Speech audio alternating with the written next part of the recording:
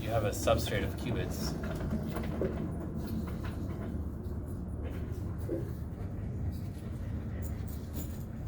See, they're supposed to be all qubits. And so you create this big cluster state on these qubits. And then you cut holes in the cluster state.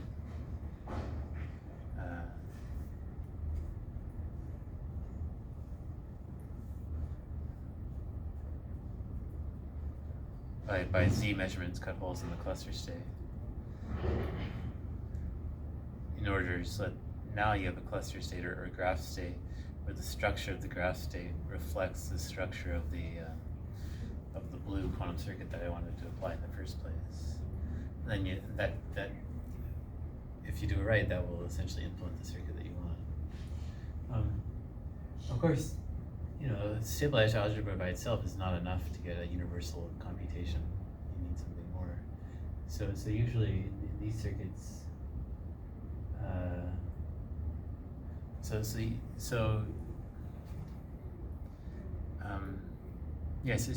you need some non-Clifford gate, or maybe you need some non-Clifford measurement, some non-stabilizer measurement, which you can use to teleport into a non-Clifford gate.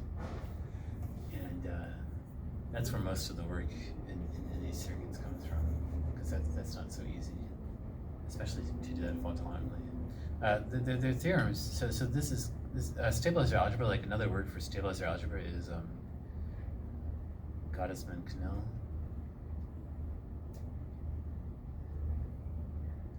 Because I guess they discovered it independently.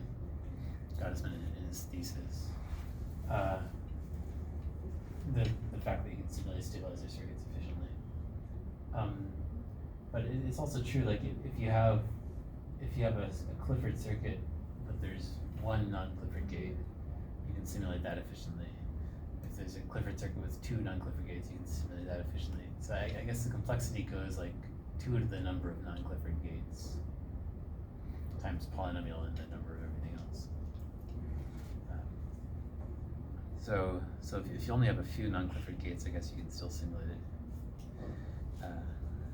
And there's packages out there. So this is simple enough to do on your own, to write a simulation package on your own. But there's also packages out there that you can download that'll do it for you.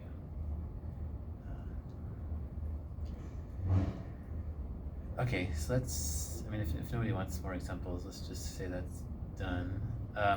Do any companies currently use measurement-based quantum computing, or like cluster-based quantum computing? Because it seems really useful. Really powerful as a circuit model.